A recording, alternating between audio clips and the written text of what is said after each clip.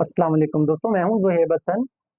जिस तरह से हमने डॉन न्यूज़पेपर के आर्टिकल्स की एक सीरीज स्टार्ट की हुई है ताकि जो इम्पोर्टेंट आर्टिकल्स हैं वो कम से कम टाइम में आपको एक स्मार्ट स्टडी के थ्रू आपको उसका एनालिसिस किया जाए ताकि आप जल्दी से जल्दी उन टॉपिक्स को कवर कर सकें। तो दोस्तों चलते हैं अभी अपने एडिटोरियल पे। जो सबसे पहला आर्टिकल है हमारा क्रिप्टो फीवर के नाम से।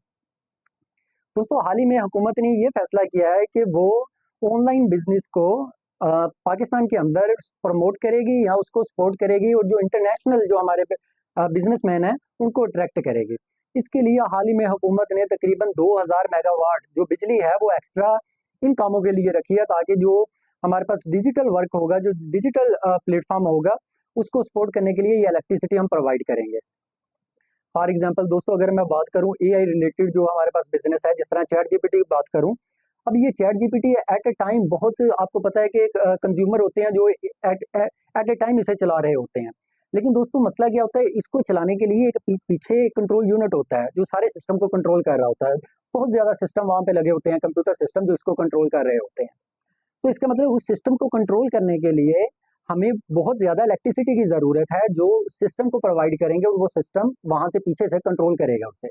तो इसी काम के लिए हुकूमत ने ये फैसला किया था कि वो 2000 मेगावाट बिजली जो होगी वो इस बिजनेस के लिए रखेगी ताकि ये जो डिजिटल डिजिटल प्लेटफॉर्म है या ये जो डिजिटल बिजनेस है ये पाकिस्तान के अंदर प्रमोट हो सके। तो दोस्तों अब हमारे यहाँ पर जो क्रिप्टो करेंसी है वो हुकूमत ने इलीगल करार दी हुई है। क्या आप क्रिप्टो करेंसी में जिस तरह बिटकॉइन है ये भी क्रिप्टो करेंसी है। जिस तरह हमारे यहाँ पे 500 का ये 1000 का नोट होता है ना, ये बेसिकली नोट नहीं होता। ये सिर्फ और सिर्फ आपके पास ऑनलाइन फॉर्म में ही यानी कि डिजिटल करेंसी है ये सिर्फ, और डिजिटली अवेलेबल है। इसलिए हुकूमत ने इस पे पाबंदी लगाई हुई थी कि ये इलीगल है अगर आप क्रिप्टो करेंसी में या बिटकॉइन में कोई तजारत करते हो। लेकिन अब हुकूमत ये फैसला कर रही है कि इसी क्रिप्टो करेंसी को पाकिस्तान के अंदर प्रमोट किया जाएगा, इसे अट्रैक्ट किया जाएगा ताकि लोग यहाँ पे आके ये भी बिजनेस यानी कि कंटिन्यू कर सके।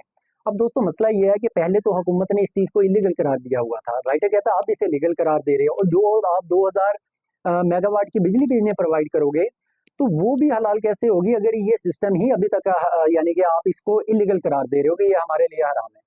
तो दोस्तों अब देखना पड़ेगा कि हुकूमत हमारे यहाँ पे मसला भी ये होता है कि हम कोई भी सिस्टम स्टार्ट करना हो उसका आगाज तो कर देते हैं, लेकिन उसके पीछे जो कंसिक्वेंसेज होते हैं वो पहले रीड नहीं करते, जिसकी वजह से वो एक लॉन्ग टर्म प्लानिंग नहीं हो पाती। सिर्फ वक्ती फैसले होते हैं और उसकी कीमत फिर लोगों को अदा करनी पड़ती है, या वो बिजनेस चलते नहीं है या उनका बोझ आवाम पे पड़ जाता है। तो देखते हैं कि आने वाले दिनों में हुकूमत इसको किस तरह से डील करती है। तो दोस्तों चलते हैं अपने नेक्स्ट टॉपिक पे, जो कि हमारा ओवर जीलियस जस्टिस के नाम से। दोस्तों आपको पता होना चाहिए कि जब इमरान खान को गिरफ्तार किया गया था उस टाइम बहुत ज्यादा पाकिस्तान के अंदर एहतजाज हुए, हंगामे हुए। आपको पता है कि बहुत सारे ऐसे आर्मी के जो इंस्टीट्यूट थे वहां पे भी आवाम गई, वहां पे जाके एहतजाज किया, तोड़ फोड़ की गई वहां पर। इस्लामाबाद में पुलिस स्टेशन था, वहां पर भी जाके ये एहतजाज हुआ। लेकिन दोस्तों होता क्या है कि जब इमरान खान को गिरफ्तार कर लिया जाता है तो फिर 9 मई का जब जो वाकया होता है जिसमें आर्मी के जो इंस्टीट्यूट होते हैं वहां पर जाके जो हंगामे किए जाते हैं, तो एक ग्रैंड ऑपरेशन का आगाज किया जाता है जिसमें पीटीआई के बहुत से जो वर्कर्स हैं उनको गिरफ्तार किया जाता है। अब उनका पहला फैसला जो है वो इंसदादे दहशतगर्दी अदालत ने उनका पहला फैसला जारी किया जिसमें 12 जो पीटीआई के कारकुनान थे उनको सजा सुनाई गई, जिसमें एक एमएनए भी शामिल है।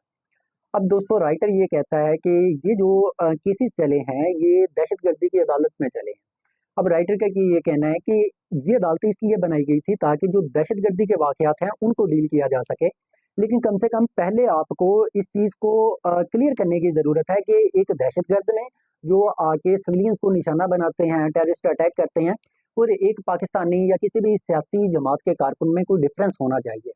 तो अगर आप दोनों को एक ही लाइन में रख के फैसले करेंगे, दोनों को एक ही अदालत में फैसले करेंगे, तो ये पाकिस्तानी जो लोग हैं उनके साथ जस्टिस नहीं होगा। ये राइटर का बेसिकली कहना है। उसके मुताबिक इसके लिए आप कानून साजी कर सकते हैं या अलहदा इसके लिए अदालतें बना सकते हैं ताकि ये उस जगह पर इन लोगों को डील ना किया जा सके जहां पर आम दहशतगर्दों को डील किया जाता है।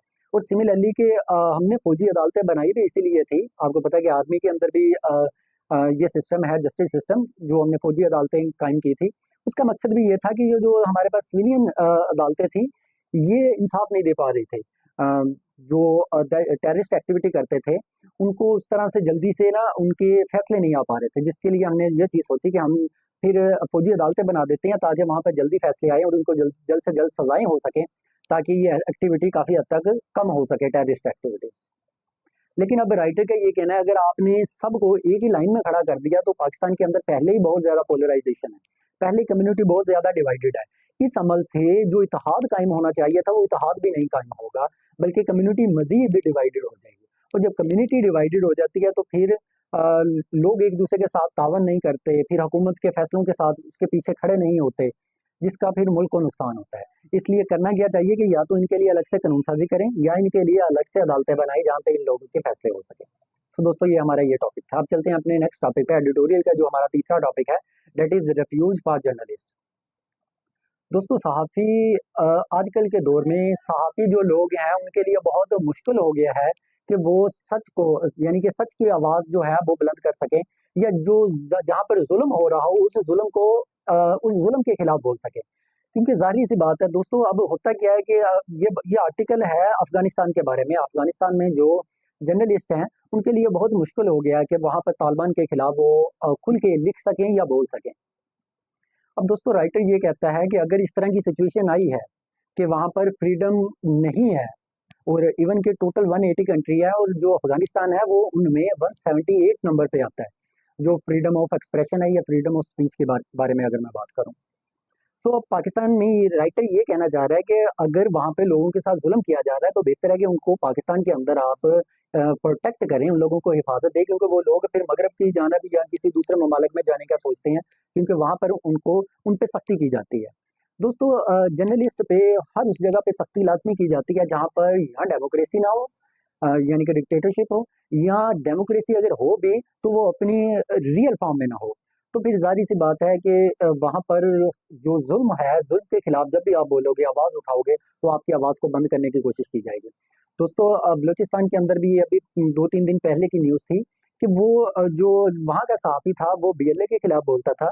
तो कुछ लोग एक दिन उसके घर में दाखिल हुए और उसको उसको अगवा करने की कोशिश की। जब उस बंदे ने मज़ाहमत की तो उस बंदे को वैसे उन्होंने गोलियाँ मार के, यानी कि उसका कत्ल कर दिया। सो ये बेसिकली जब हम किसी सहाफ़ी का कत्ल करते हैं तो इसका मतलब वो सहाफ़ी अवाम की आवाज़ बन रहा होता है। वो जब लोगों की आवाज़, जब जिन पे जुल्म किया जा रहा होता है, जब उनके साथ जाके खड़ा होता है, उनकी आवाज़ को उठा रहा होता है, तो बेसिकली हम लोगों की आवाज़ों को बंद करते हैं। हाँ, एक बात का ख्याल बिल्कुल रखना चाहिए कि फ्रीडम ऑफ एक्सप्रेशन का मतलब ये हरगिज़ नहीं होना चाहिए कि हम जिसकी मर्ज़ी पगड़ी उछाल दें या किसी और की इज़्ज़त का ख्याल ना रखें। इसके लिए कवानीन होने चाहिए, लेकिन इसका मतलब ये नहीं है कि हम जैसा अरशद शरीफ था, आपको पता है कि उसे वैसे ही शहीद कर दिया गया, इस तरह के मामला तो नहीं होने चाहिए। अब चलते हैं दोस्तों अपने ओपिनियन पेज पे, जो हमारा ओपिनियन पेज का सबसे इंपॉर्टेंट आर्टिकल है, दैट इज ISK इन बलूचिस्तान। दोस्तों ये दाइश खुरासान है जो अब बलूचिस्तान में भी अपनी एक्टिविटी तेज करने जा रही है। वाकया ये होता है कि पहले तो जो दाइश खुरासान थी वो सिर्फ और सिर्फ पाकिस्तान की रियासत और पाकिस्तान के जो सिविलियन अदारे थे उनके खिलाफ उन्होंने जंग का आगाज किया हुआ था। फॉर एग्जाम्पल आर्मी के खिलाफ लड़ रहे थे, रेंजर के खिलाफ, पुलिस ऑफिसर जो थे उनके खिलाफ ये टेररिस्ट एक्टिविटी करते थे। लेकिन होता क्या है कि पिछले कुछ दिनों में बीएलए ने उनके जो दाइश खुरासान के कुछ मेंबर्स थे उनका कत्ल कर दिया, उनको यानी कि मार दिया, जिसकी वजह से अब दाइश खुरासान ने कहा कि हम इसका बदला लेंगे।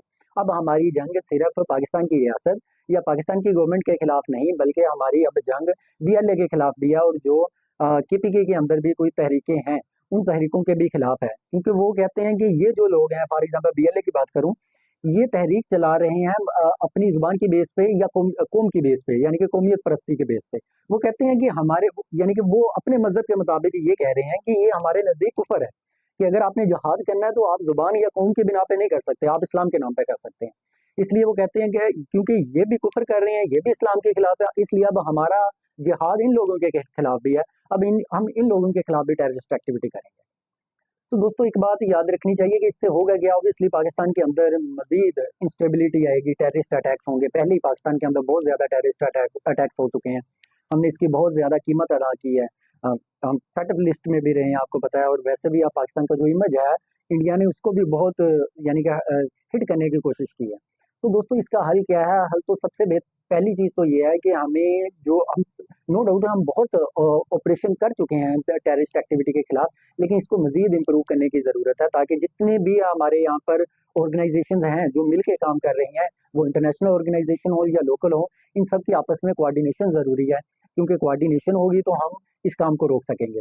और दूसरी चीज़ ये कि ये लोग ऑपरेट करते हैं अफगानिस्तान के सोइल से, तो हमें उनके साथ अपने तल्लुकात को बेहतर करने की ज़रूरत है, क्योंकि जब तक हम अफगानिस्तान में जो तालिबान है उसको ऑन बोर्ड नहीं लेंगे, जब तक उनके साथ हमारे तल्लुकात नहीं बेहतर होंगे, वो अपनी ज़मीन से इन दहशतगर्दों को अपनी ज़मीन इस्तेमाल करने से नहीं रोकेंगे। तो होता क्या है, यहाँ पे तो वैसे भी आपको पता है कि लोकल कम्युनिटी बहुत ज़्यादा, बलूचिस्तान के अंदर कुछ लोग हैं जो यानी कि आज़ादी की तहरीक चला रहे हैं, ये लोग फिर उनको सपोर्ट करते हैं और वो यहाँ पर टेररिस्ट एक्टिविटी करते हैं, जिसका नुकसान हमें होता है और यहाँ के लोगों को होता है। तो करना क्या चाहिए, अफगानिस्तान के साथ, ईरान के साथ तल्लुकात अच्छे करने चाहिए, अपनी कोऑर्डिनेशन को मजीद स्ट्रॉन्ग करने की ज़रूरत है, इंटेलिजेंस ऑपरेशन करने चाहिए। इंटेलिजेंस ऑपरेशन होते हैं कि यानी कि टेररिस्ट एक्टिविटी होने से पहले आप उस ऑपरेशन को रोक देते हो, यानी कि वो जो एक्टिविटी होनी होती है उसको पहले ही आप न्यूट्रलाइज कर देते हो। इस तरह को यानी कि अपनी जो इंटेलिजेंस ऑपरेशन है इसको इन्हांस करने की ज़रूरत है। Thank you.